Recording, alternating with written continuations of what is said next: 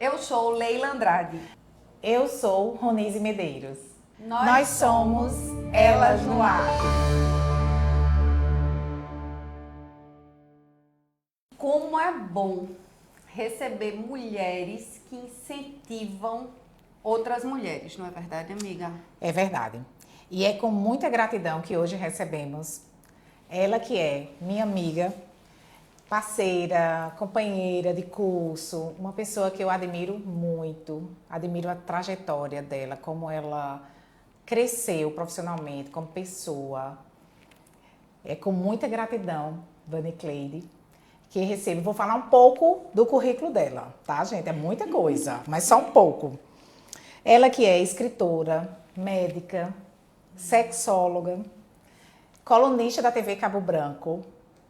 Amiga, você é uma referência pra gente, assim, como mulher, como profissional. E eu queria dizer assim, nós queríamos dizer que você seja muito bem-vinda, muito bem-vinda. É o nosso primeiro podcast e é com muita honra que estamos lhe recebendo aqui. Nossa, muito obrigada. Obrigada, Leila. Obrigada, Ronise. É um prazer imenso estar aqui podendo contribuir nesse primeiro podcast, nessa estreia. É uma honra, sabe? É algo assim que meu coração tá exultando de alegria, de gratidão também. E eu sei que isso faz parte de todo um processo, né, de um trabalho que a gente tem feito ao longo do tempo. Enquanto você falava aí, Ronise, eu me lembrando, digo, gente, é tão impressionante como o tempo passa, né? 3, 4, 5, 6 décadas na nossa vida. A gente parece que, de repente, está chegando. E é realmente uma alegria estar aqui com vocês. E toda essa transformação que aconteceu comigo, conosco, Isso. vem do autoconhecimento. Isso. E é esse tema que a gente quer falar um pouco hoje para vocês. Então, Dona Cleide, eu queria saber assim, a sua experiência com o autoconhecimento que a gente adquiriu através desses cursos todos que a gente fez, que é do processo. Como, quando, o que é que trouxe de transformação na sua vida? Pois é, eu queria só assim compartilhar um pouquinho com vocês, um pouco da minha história, Sim. Que começa lá na infância, né? Eu tenho uma família de 13 irmãos, então nós somos em 13, então eu tenho 12 irmãos na verdade, né? Eram 15, morreram 2 crianças, mas minha mãe conseguiu criar 13. Quando eu nasci, já tinha 10.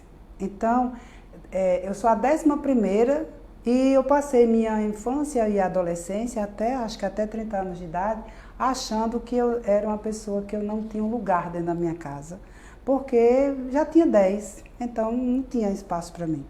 Aos 7 anos aconteceu um fato, que esse fato foi muito marcante, mas também foi muito importante para que eu pudesse ser quem eu sou hoje.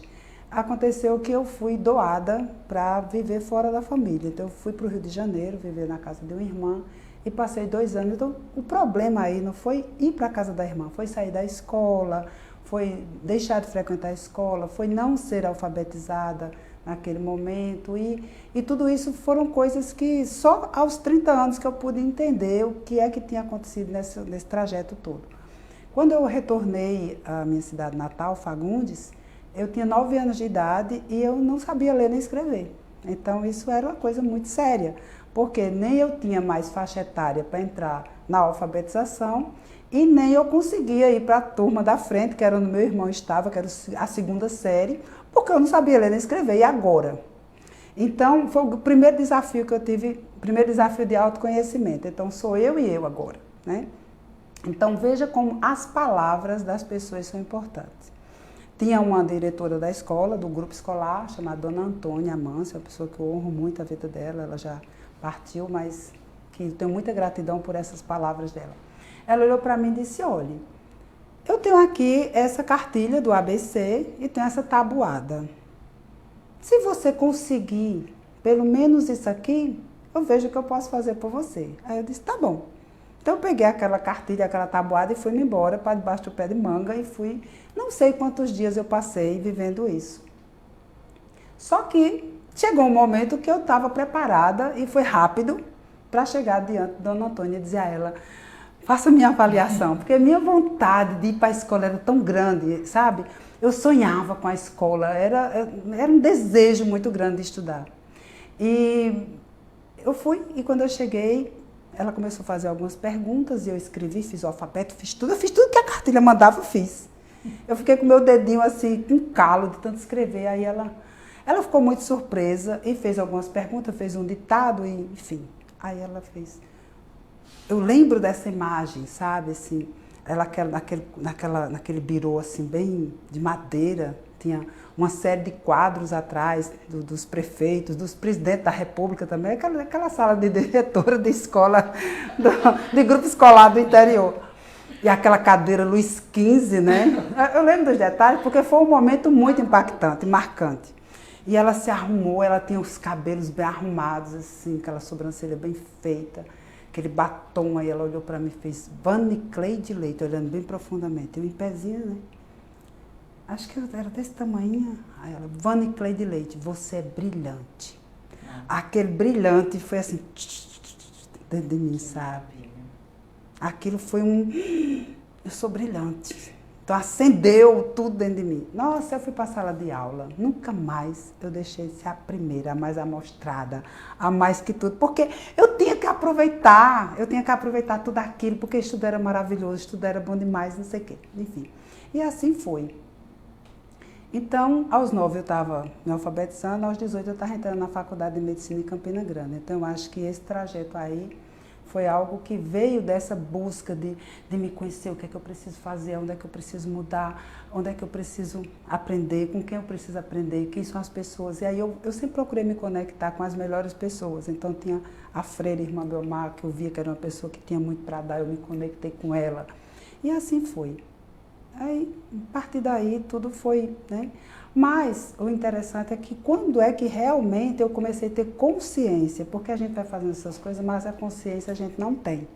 Você vai fazendo, você vai sendo empurrada, né? Você vai construindo, mas aos 30 anos a consciência chegou para eu saber o que é que eu estava fazendo. Eu já era médica, já era formada, já tinha pós-graduação, já tinha residência médica, já tinha consultório, já tinha 30 anos, já tinha uma filha. E minha filha tinha 5 anos na época e minha filha tem paralisia cerebral. E eu passei por esse processo já estava com um divórcio nas minhas costas, como se diz, né? Já tinha uma separação, já estava no 2º casamento. E parece que minha vida eu ia levando, sem consciência do que estava acontecendo. E nada fazia você parar? Nada me fazia parar. Era uma coisa assim, para frente, sempre para frente. Mas pagando também um preço muito alto e parece que eu era meio anestesiada. Eu construía, meu negócio era crescer, era buscar. Aos 30 anos eu fiquei grávida. Aí eu comecei a ter crise de asma de novo, porque a minha filha vem do processo da asma que eu tive. Porque assim, o trauma da infância trouxe para mim um processo emocional, de necessidade de ser vista, de ser amada, de ser querida. E já tinha aquela coisa de, eu não era aquela pessoa tão querida, porque eu tinha sido dada, tinha 10 irmãos. Na minha mente, tudo tá que a gente coloca na cabeça, né? Então, na minha cabeça era assim, não, eu sou a coitada, minha mãe me deu, ninguém gosta de mim. Quando eu nasci já tinha 10 irmãos, então pronto. Então eu tenho que ser gente, eu tenho que fazer alguma coisa. Então era esse o processo, o estímulo era esse. E também tinha aquela coisa, então, mas alguém tem que me ver porque eu preciso ser amada. Então eu vou ter asma, vou ficar cansada, vou ficar morrendo para poder ter a doença como um prêmio, a doença como uma forma de conectar as pessoas comigo. Né? Tudo isso inconsciente. E dessa forma foi aos 30 anos, quando eu estava grávida do meu filho, foi que veio a consciência de que, peraí, se eu permanecer tendo crises de asma para chamar a atenção, foi aí onde veio o primeiro insight, eu vou ter outro filho com problema ou posso morrer. Porque aos 27 anos, um colega médico disse para mim lá no H assim, Vani Cleide, quantos anos tu tem? Eu disse, 27. Ele disse, tu não chega aos 30 não, vice. A maldição. Aí, não é que 30 anos chegou? Aí foi quando eu disse, e se eu morrer? Né? Aí foi quando eu disse, não, peraí, agora eu tenho que me ajustar. Foi quando eu tive o primeiro insight de que eu precisava me cuidar. Aí eu acredito que foi aí onde tudo começou a ser com consciência. A consciência surgiu. E aí eu comecei a olhar para a minha vida, puxa, e olha que eu era uma excelente profissional já, porque eu já tinha muitos pacientes, eu trabalhava de domingo a domingo, porque eu fazia obstetrícia, então eu era aquela de dar tudo que eu tinha, porque eu precisava ser reconhecida. Então, essa carência, o fazer, né? E aos 30, quando eu parei para parar, aí eu vi que eu precisava de reestruturar. Então, por isso que é muito importante você entender quem você é. Eu sou cristã, então você entender quem é você em Cristo e quem é você na sociedade, tá? Eu sou Leila, mãe, esposa, apaixonada pelo meu marido, mas eu tenho o meu papel na sociedade. Eu entendo o valor e o poder que eu tenho. E eu criei meus filhos e a minha filha para fazê-los dar certo, mas o maior intuito da gente é fazer com que as pessoas, as mulheres, né, entendam que é possível. Sim. Se apeguem nessa palavra positiva. Isso. Tem muita, Vânia Cleide, você para pensar, muitas pessoas com 9 anos, assim como tem com 40, com 42, esperando alguém chegar e dizer, você é brilhante. Isso. Entenda que você é brilhante, que o autoconhecimento não faz isso. Entenda que você é livre. Livre. Né? É Livre. outra palavra também que me chegou há um ano passado, tem um ano que uma pessoa chegou para mim. Veja como a gente precisa sempre, né? Essa pessoa chegou e ela disse, Van, você é livre. Isso para mim fez um sentido. Porque quer não, às vezes a gente se vê amarrada, se vê acorrentada em pequenas coisas sutis, mas você está ali, onde você está se prendendo, às vezes a uma emoção, às vezes a uma história do passado, às vezes a uma situação momentânea, mas que você está presa e você é livre. Olha que coisa extraordinária, né?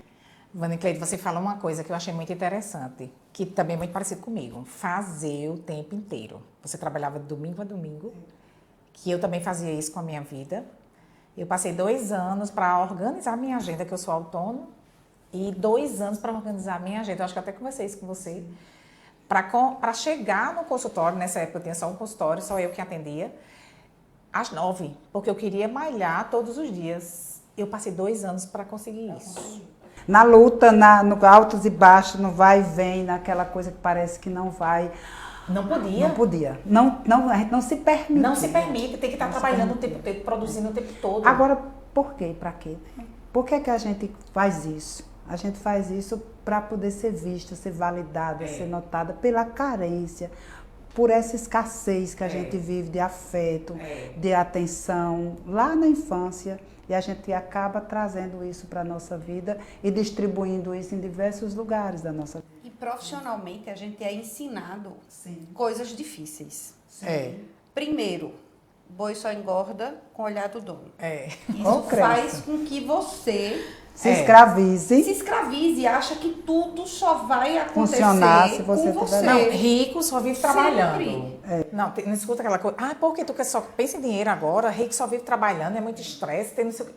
Gente, essa é uma crença. Outra crença horrível. E a outra crença é que a gente cresce meio que com medo de dinheiro. É tipo assim, se tem, não mostra. Não pode mostrar a ninguém. Então, se é algo que a gente tem que esconder, é algo que não é legal, é feio. Então, são crenças, introduzidas na nossa vida que impede desde a infância. Que impede o nosso crescimento. Porque que, pronto, você médica, trabalhava o tempo inteiro, você poderia estar produzindo outras coisas, como você já está agora, como eu estou agora. E assim, a gente pode aproveitar a vida como um todo, que foi isso que a gente aprendeu. As 11 áreas que a gente tem. Como é que a gente ia ter tempo de desenvolver? E tem uma coisa que era muito assim, ou eu faço isso, ou eu faço aquilo, porque tem uma crença que diz, você não pode ter tudo, nem ser bom em tudo. Né? Quem foi que disse que você tem que ter tudo e ser bom em tudo? Né? E chega a inteligência emocional e nos ensina a reorganizar todas as áreas, não é uma boa. Não, quem faz tudo não sabe fazer nada, não é bom em nada. Gente, isso é mentira. Né? E também conciliar os papéis, né? De mãe, de dona de casa, de esposa, de profissional, de vida social, né? Então, a nossa amiga Marisa, ela me cobra muito essa ainda, isso é algo que eu preciso ainda ajustar dentro da minha vida, que é ter uma vida social, me permitir a isso.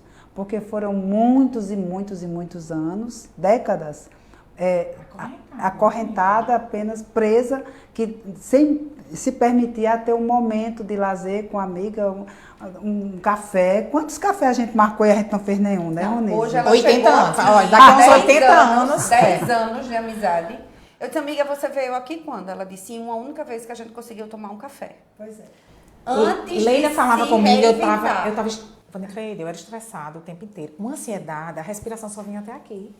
Leila fazia, não, porque tu não tem muito tempo. E eu também me reforçava. Sim, não, claro, não mas eu não muito tenho, tempo. imagina. Eu Não tenho. Aí as coisas foram começando a ficar mais claras. Hoje o que é que eu percebo? Esse fazer o tempo todo faz com que a gente viva alienado. Um zumbi. Você não tem consciência do que está acontecendo. Não tem consciência. A gente Então, vai levando... o autoconhecimento, ele vem exatamente para trazer, né? Autoconhecimento. Isso. Então, eu preciso me conhecer, eu preciso saber quais são. Foi aí onde eu comecei, aos 30 anos, a entender o que é que me levava até aquela compulsão para o trabalho, porque era um processo compulsivo, não era uma necessidade financeira, porque pode até ser que no início fosse pelo estado de pobreza mesmo, enfim, mas chega um ponto que você já saiu dessa fase, mas você continua naquilo, né? É como se aquela necessidade, você não estava fazendo uma coisa para cumprir uma necessidade, mas sim porque entra num processo automático. E aí você começa a gerar esse processo automático e sua vida passa a ser só trabalho. E tudo passa a ser muito corrido e sempre muito na penúria. Eu lembro de correr para ver meu filho, sabe? Uma vez eu subi lá no GEL, em cima de uma mesa, para mostrar para ele que eu tinha chegado. Diga a ele que eu cheguei, porque era dia das mães, e o bichinho lá em cima do palco, com os olhinhos. Veja que agonia. Que agonia. Por sair, sim, sabe? E saiu e foi. Peraí, para que isso? Calma. Mas a gente faz isso dentro de um processo de inconsciência, do automatismo. E eu conheço muitas mulheres que vivem isso. E vivem sobrecarregadas. Sobrecarregadas. Da profissão, não cansadas, gostam da profissão. Sem libido, sem energia. Reclamando, insatisfeita. É como se nada faz sentido, sabe? Então, peraí. Vamos parar. Né? Vamos parar. Não precisa ser parada como eu fui, pelo medo de morrer, né?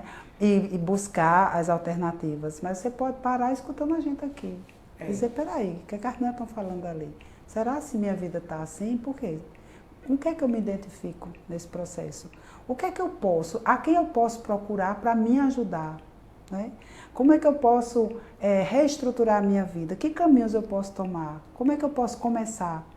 E a consciência de como é que eu estou, peraí, eu estou realmente louca mesmo, assim, nessa estrutura totalmente desorganizada, e aí você começa a entrar no processo. De 30 aos 40 anos, eu fui estruturando. Você levou 2 anos para arrumar a sua agenda, eu levei 10 anos para eu começar a me situar de realmente quem eu era, me encontrar. Porque eu vinha de um processo de muita desordem. Então, a desordem era tão grande, emocional, a dependência emocional de pessoas, a carência afetiva, a necessidade de ser reconhecida, de ser vista, um buraco emocional muito grande. E também uma necessidade muito grande de dar, sabe? Para poder receber também, né? Muita responsabilidade, era tudo muito desorganizado. E aos 40 anos as coisas... Aí você reestrutura, você tem coragem de chutar o pau do barraco, aí você acaba casamento que não tá bom, né? Porque chega um ponto que é assim. Eu digo que chega um ponto na vida que ou dá ou desce. Não dá. Ou se ajeita, mas vamos lá, vamos falar um pouquinho dessa questão de casamento, porque assim, eu sou casada, eu já 18 anos de relacionamento com Paula, 15 anos que eu estou casada com Paula, 16 anos, e foi um casamento consciente, foi uma outra coisa. Porque até os 40 eu tive 2 casamentos que não foram, vamos dizer, uma escolha minha, porque eu estava dentro do rolo compressor. Isso acontece com muitas pessoas. Então, ter essa consciência de que o casamento muitas vezes o casamento ele não depende, o casamento são duas pessoas, não depende só da minha vontade de dar certo. Eu juro para vocês que eu queria muito que aquele casamento desse certo, era a coisa que eu mais queria na vida, eu queria tanto que as coisas eram da forma que eram. Mas a outra pessoa precisava querer também, a outra pessoa precisava também estar alinhada naquilo. E às vezes a gente mantém um casamento porque a gente deseja tanto e eu não queria mais ser separada de novo. Eu não queria mais, porque aí vem toda uma outra história, que é motivo de um outro podcast, né? Vamos marcar o próximo podcast. A mulher, ela carrega uma culpa muito grande de ser separada, de ser divorciada, disso. Enfim, meu Deus, olha, falar sobre esse assunto eu sei porque eu senti na pele desde a minha primeira separação, quando a minha filha tinha 9 meses, o meu marido deixou a gente, né? Então, difícil, né? Porque ela era deficiente e tal. Então, para mim, ali foi o primeiro baque, abandono. Você teve que vestir a capa da Mulher Maravilha e agora sou eu, né, para cuidar dessa menina. E ela viveu de novo e eu vivi de novo o abandono. Você imagina como isso foi forte para ela. Então, assim, abandonada pela... Aí, meu segundo casamento tinha que dar certo. Eu tinha que fazer tudo, porque tinha que dar certo. Porque eu precisava dar uma resposta para minha família, que já me olhava assim, tipo, desquitada, separada. Né? Mais nessa fase. E jovem, né? Jovem. Tinha 27 anos, 26 anos, então era muito nova. E uma mulher naquela época era tida como... Né? Uma mulher sem valor, era julgada. Vocês não têm ideia, vocês são jovens, mas olha, você entrar nos ambientes profissionais, como médica, eu era médica residente, eu chegava nos lugares, as colegas, as amigas médicas se cutucavam, mostrando que era aquela que é a separada. É aquela. Nossa. Cuidado com teu marido, vice.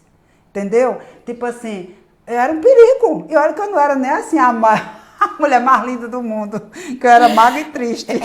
Magra, triste, doente. Mas tanta alegria. Pois é, imagina, se fosse hoje, eu acho que elas tinham até uma certa razão. Que hoje eu estou muito melhor do que quando eu tinha 27 anos. Mas assim, é muito bacana a gente conversar isso, porque a gente vê que o tempo passou, mas esse preconceito ainda existe. Existe. Né? Existe. Quando a gente para para falar de preconceitos, onde entrou na sua vida ser sexóloga? Eu sou amiga de Marisa e vivi no condomínio. Isso deve ter sido um preconceito. Gente, isso aí foi demais. Pois é. Por ter vivido essa experiência, né, aos 27 anos, né, separada e ser vista como... Veja só, gente, eu casei virgem. Então, aos 27 anos eu era separada, então eu era puta. Entende? Para os olhos das pessoas. E eu tinha um medo muito grande de ser vista dessa forma, porque era uma moça falada. Era. E agora... Moça então, falada. Era uma coisa assim, vergonhosa demais. Era muita vergonha, muita vergonha. E ter vergonha de ser essa pessoa assim, e não era, entenda. Eu tinha a fama, mas eu não era essa pessoa, né? Mas eu carregava essa fama. Então, o preconceito é isso. Muitas vezes é você carregar uma culpa de uma coisa que você nem é, né? Porque se eu fosse mesmo uma puta, tava tudo certo, mas não era. Aí, bom, quando eu conheci o meu segundo marido e tal, foi, tá, salvação, pronto, agora eu vou ter um nome, eu vou ser uma mulher honrada, né? Veja só como isso é complexo para tapar os buracos Agora eu vou ser uma mulher honrada, ninguém vai falar mais de mim, mas não, falava também, porque eu não deixava de ser uma mulher que estava casada pela segunda vez. Enfim, né? E ele também já era uma pessoa casada. Então, então eu não podia frequentar as igrejas, né? Eu vinha de uma tradição católica, hoje eu sou cristã, sou evangélica, então é diferente, mas eu vim de uma tradição católica onde você não pode comungar, porque você vive em pecado. Minha irmã dizia, nem chegue perto do altar, que ela é ministra da Eucaristia. Nem chegue perto, porque não pode, porque você é uma mulher separada. Entende? Você foi casado na igreja com outro, então vive em adultério. São assim, são os dogmas da igreja que a gente tem que respeitar, e eu respeito. Tem que respeitar. Tá são escolhas de pecado. Pois é, então eu nunca fui, então eu deixei, né? Pronto. Já que é assim, né? Que eu não posso. Vou procurar um lugar que me acolha, né?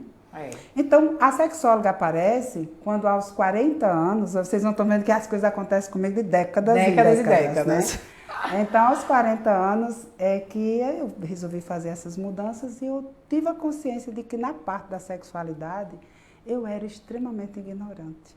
Eu não sabia de nada. De nada. Assim, eu não sabia nem que existia sex shopping. Eu não sabia que existia nada além do ato sexual em si. Enfim, e aí, como eu vinha de um histórico muito de traição, de dificuldades mesmo, porque como é que uma mulher que vive para trabalhar, cuidar de filho, trabalhar, o foco é esse. Vai dar atenção às necessidades de um casamento. Eu não tinha sido ensinada a isso. Né? Então, aí quando eu estava separada, eu fui convidada por uma amiga que eu quero até ressaltar aqui, ela se foi bem recente, Silvana. E Silvana era uma pessoa muito alegre, muito animada, uma grande amiga. E ela, Vânia, a gente vai para um curso de pompoarismo. Aí eu disse, o que é isso? Aí ela me explicou, eu digo, eu vou. Mas eu fui de blazer, branco, quem foi a doutora, porque eu ia para um ambiente que não era de mulheres sérias. Olha o preconceito e o julgamento, tá? Então, assim, eu falo isso aqui publicamente porque quando a gente reconhece as nossas fraquezas, sabe, a gente cresce. E eu não tenho mais vergonha de falar isso, mas durante muito tempo eu me envergonhei disso. Da forma que eu julguei Marisa, da forma que eu julguei as mulheres que estavam lá. Mas é porque eu era julgada. Então, eu tinha que dar aquilo que eu recebia. Né? Como eu recebia ser julgada, então eu julgava também. E lá, nesse curso de pompoarismo, eu vi quanto eu era ignorante. Como eu não sabia de nada. Como aquelas mulheres que estavam ali, estavam anos-luz na minha frente, e eu ali, a metida a doutora, ginecologista, eu já estava há 15 anos no mercado, né? E me achava, mas era um ignorante na parte da sexualidade. Aí se tem uma coisa assim que eu reconheço, eu tenho humildade. Quando eu vejo que eu não sei, eu digo, eu não sei disso não, vou estudar. Aí foi quando eu disse, caramba, eu me senti ali muito mal. Porque eu vi que eu era uma preconceituosa, uma ignorante na sexualidade. Nossa, foi um tapa na cara, assim, sabe? Aí eu disse, não, eu vou ter que estudar isso.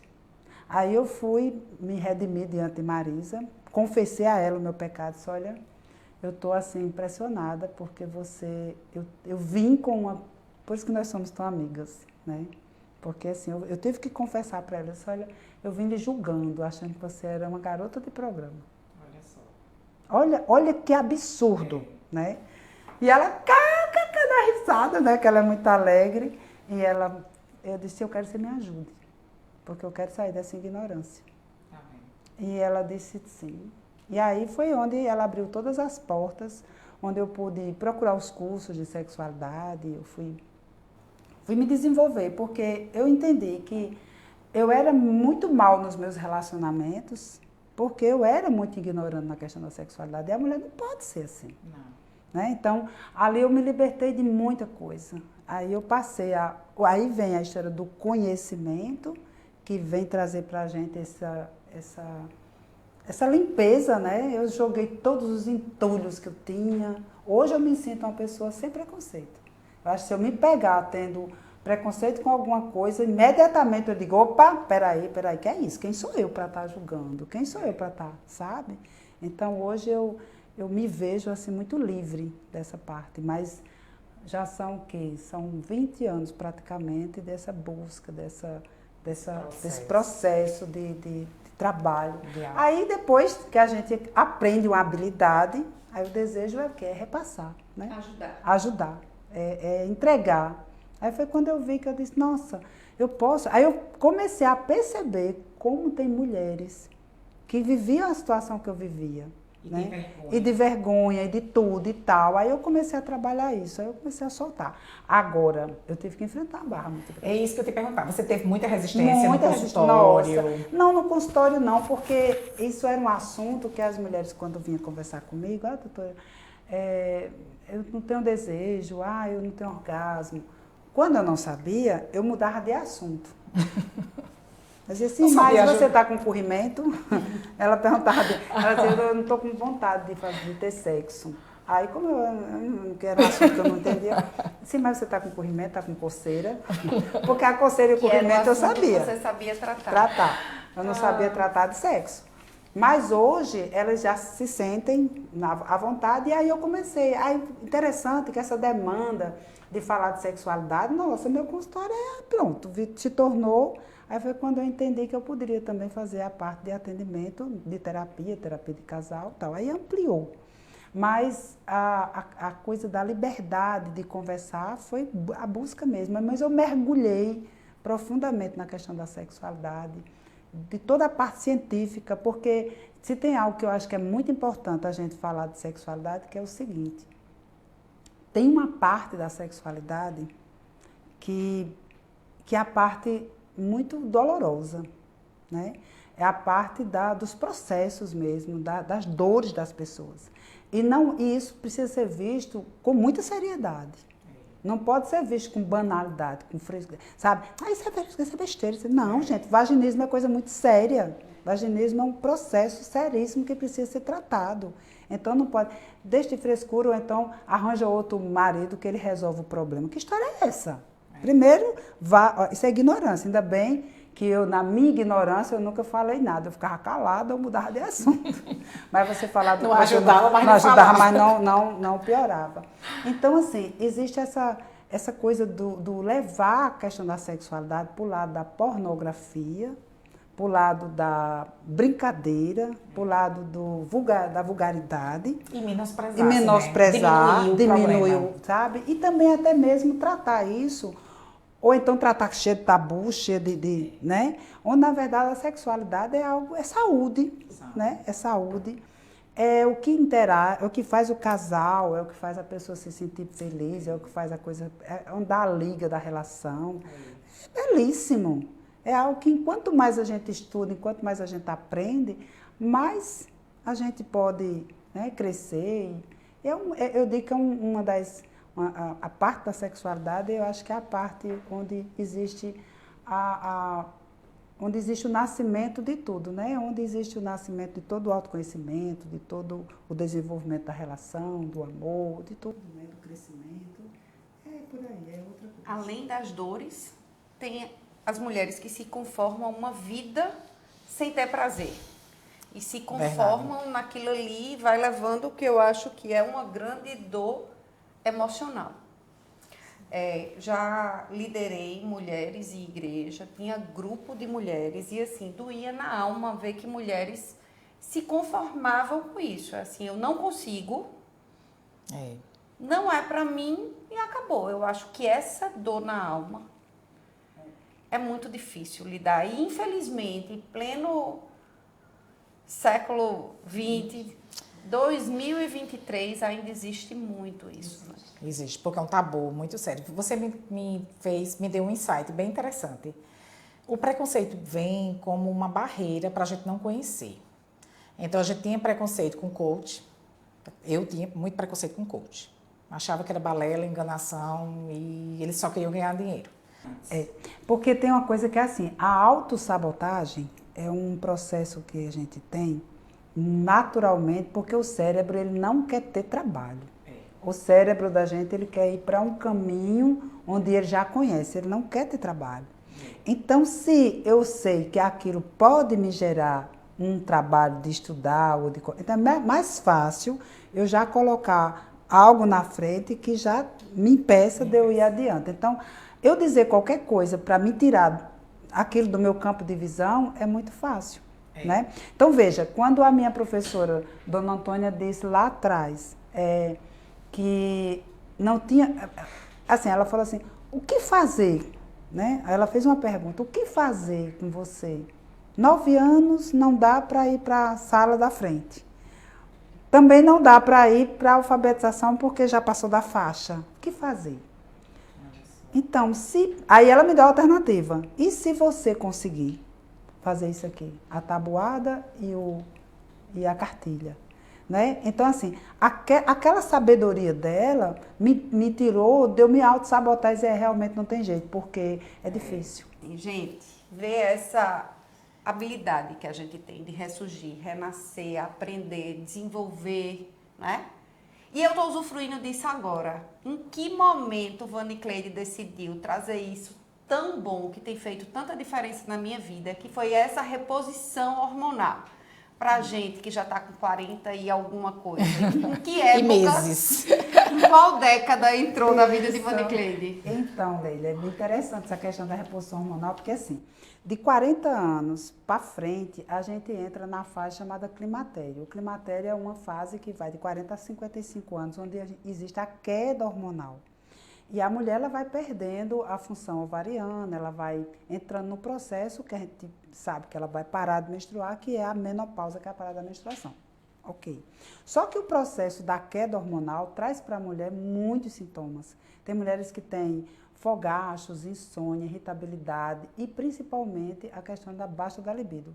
Interfere diretamente na questão da sexualidade. Aí é onde entra toda essa parte mais difícil da mulher de poder ter uma relação sexual sem lubrificação, sem desejo, sem conseguir orgasmo. Então, isso gera uma frustração, gera um problema no casamento, muitas vezes que não tinha anteriormente e agora passa a ter, e a gente vê que é algo que vai só crescer, porque ela vai continuar envelhecendo, ela vai continuar ficando sem hormônio, ela vai continuar tendo esse problema.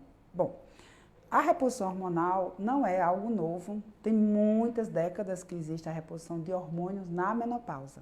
Então, assim, a reposição hormonal, ela era inicialmente oral, né? Você tomava as pílulas, como se toma a pílula anticoncepcional, só que se viu que não tem uma boa absorção, então a tecnologia evoluiu bastante, e aí onde está o grande ponto da questão é a gente acompanhar os processos, né, que a tecnologia nos traz, aí evoluiu para o gel, né? Então, o hormônio bioidêntico, eles eram feitos a partir de gel.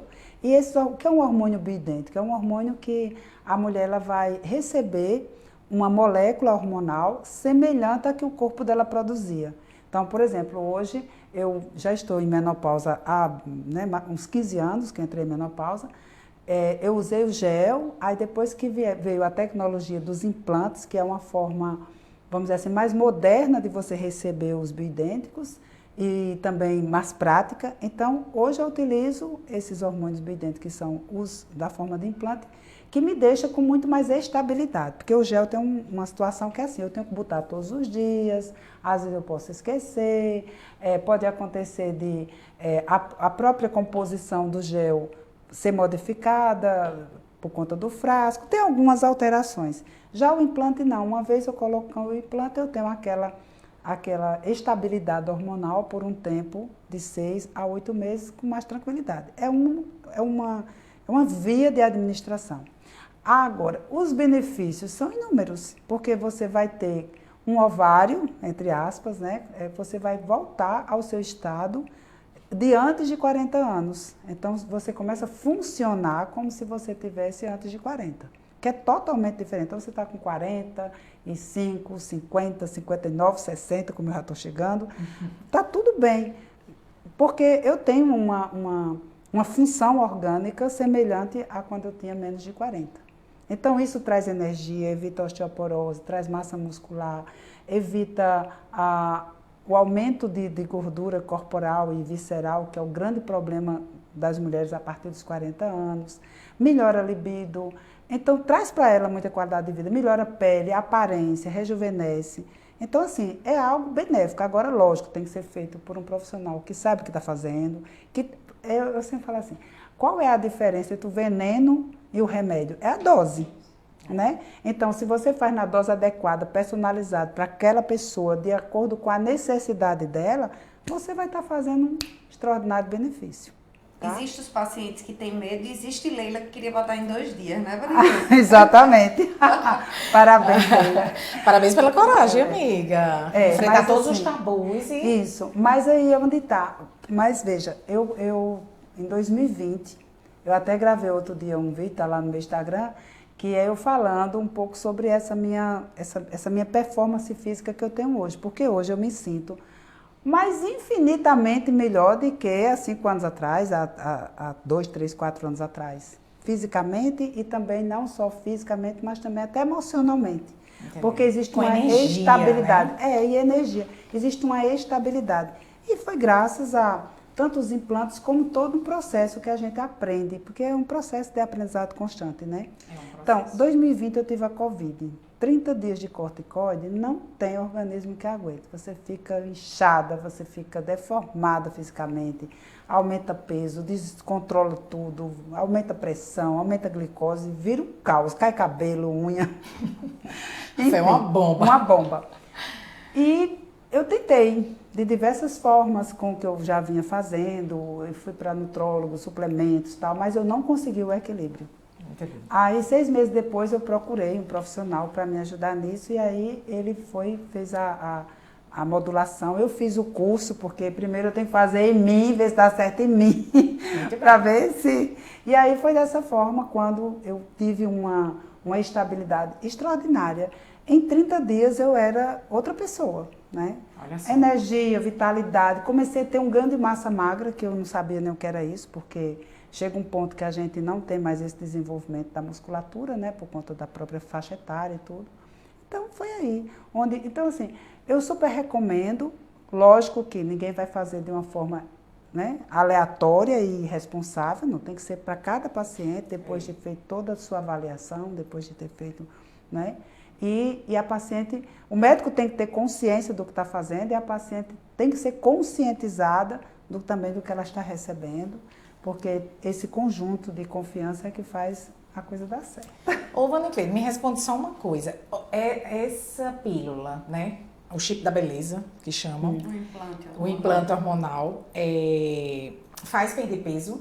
Você disse que ganha massa magra, mas faz perder peso? Vamos lá, são 3 coisas que a gente precisa esclarecer, que é assim.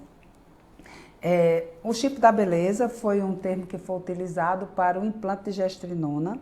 A gestrinona é um tipo de hormônio que é usado na medicina para o tratamento da endometriose. Então, o Dr. Elcimar Coutinho, lá da Bahia, desde 1970, que ele desenvolveu a gestrinona em forma de implantes para as mulheres que queriam engravidar e que tinham endometriose e que elas melhoravam de uma forma extraordinária com a gestrinona. Então, aí, em consequência disso, essas mesmas mulheres implantadas com gestrinona, elas ficavam sem celulite. E elas perdiam toda e a performance física ficava extraordinária. Perfeito. Só que isso foi feito de uma forma, vamos dizer assim, que era para uma coisa e tinha um outro resultado. E aí isso foi sendo divulgado, por isso que chama-se chip da beleza, porque as mulheres que usavam a gestrinona ficavam dessa forma. Só que o implante, ele pode ser feito com qualquer hormônio. Então, a gente tem hormônio de testosterona em forma de implante, tem hormônio de estradiol em forma de implante, tem hormônio de progesterona em forma de implante e tem a gestrinona que também tem forma de implantes. Só que a forma de modular os hormônios para as mulheres que precisam no processo da menopausa, a gente vai ver o que é que ela precisa. Então, se ela precisa de um estradiol, se ela precisa de uma testosterona, que é para... Cada um tem sua função, né? O estradiol vai tirar os calores, o fogacho, o ressecamento da pele, vai ser para uma coisa. Entendi. Então, eu posso usar em forma de gel, mas não, eu quero implante de estradiol, então eu faço implante de estradiol na paciente. Entendi. A testosterona melhora a libido, aumento de massa muscular, dá força, dá energia, deixar a mulher com aquele pensamento mais focado, né? A testosterona é tudo que há. E tem a gestrinona, que é esse que dá assim, essa performance. Emagrece porque queima a massa gorda, né? Queima a gordura, principalmente a gordura a nível de pele. E realmente a mulher sente a pele mais lisa, acaba a celulite, e existe coisa melhor que isso. Aí chama o chip da beleza. Só que a gente evita esse termo, que não seria um termo adequado. Aí vem toda a polêmica, vem todo o povo contra, vem toda essa história que dá isso, daquilo. Bom, eu uso e recomendo. E o detalhe é a dose certa para a pessoa certa, né? Tem uma medicação que se usa também para emagrecimento, que é a Ozempic, que as pessoas usam de uma forma até aleatória. Indiscriminada. Né? Indiscriminada. Né? Então, assim, bom, é isso, só opiniões. Amiga, foi maravilhoso. Mais ainda, e como é bom poder trazer, acho que um renovo para mulheres, né? Como é bom trazer palavras de fé, de esperança, mostrar tantas mulheres que precisavam ouvir que é brilhante, como é bom entender que fez diferença na vida de muitas. Eu acho que o principal é que a gente entenda que nós somos esse canal de bênção, né? Como é bom, porque eu me sentei na sua mesa de atendimento e eu saí convicta, feliz e com fé, porque você consegue passar isso. Então, que a gente seja, como você fez comigo, amiga, no seu consultório, que devagarzinho, aquela matutinha lá de Santa Luzia foi tendo coragem de enfrentar, de sair, de repente a gente desabrocha, né? Que esse Parabéns. é o intuito principal do projeto, que a gente consiga motivar essas mulheres a não se conformar em viver nessa vida triste, faltando alguma coisa. Faltando alguma então, coisa. Parabéns, amiga. Uma vida só fazendo e sem sentido. E só para fechar essa parte de vida, a gente tem que ver que a vida começa na hora que a gente quer começar. Então, se você tem 30, você tem 40, você tem 50, você tem 60, lembrar que hoje eu vejo que eu ainda tenho mais 4 décadas que eu chegarei a ser centenária. Estou me preparando para isso. Então, assim, eu tenho 4 décadas que eu vou fazer o que eu ainda não fiz, né? Mas eu preciso ter energia, ter força, ter foco, ter disposição interna, ter vontade, ter propósito de vida, né? Ter fé e estar sempre entregue para Senhor, o que é que o Senhor quer de mim? Eu estou aqui, né? Me capacite, me dê condições. Né? Ai, maravilhoso, amiga, de coração. Acho que a gente está assim com o coração transbordando de Obrigada. alegria por você estar aqui, por você ter começado esse projeto junto conosco. E assim, como foi esclarecedora. E assim, a sua história de vida já é um impulsionamento, né, para cada um de nós, assim, para a gente não desistir diante das lutas, das batalhas, dos desafios. Sim. E você mesmo, inconscientemente, você já fazia. E hoje, com esse poder, assim, do autoconhecimento, né, dessa conexão com você mesmo, porque eu acho que toda transformação começa quando a gente se conhece. Né? Então, a partir do momento que você se conhece, sabe seu potencial e sabe aonde você quer chegar, você chega e chega depois a muito mais longe. Exatamente. Então, assim, muita gratidão. E vamos fazer novos podcasts com ela. Tem muito assunto. Tudo certo. Como é bom, viu? Receber. Como é bom receber de você essa vida, essa alegria. A gente foi vendo de ano em ano. Com 20 casei, com 30 renovei, com 40 virei sexóloga, com 50 tá melhorando a vida de todo mundo com hormônio e eu já tô ansiosa pelos 60. Perfeitamente, então aí por ouvir ansiosíssima. histórias boas, viu? Obrigada. Mas que bom, que o Senhor abençoe, que você continue sendo esse canal de bênção transformador na vida de mulheres. Muito obrigada.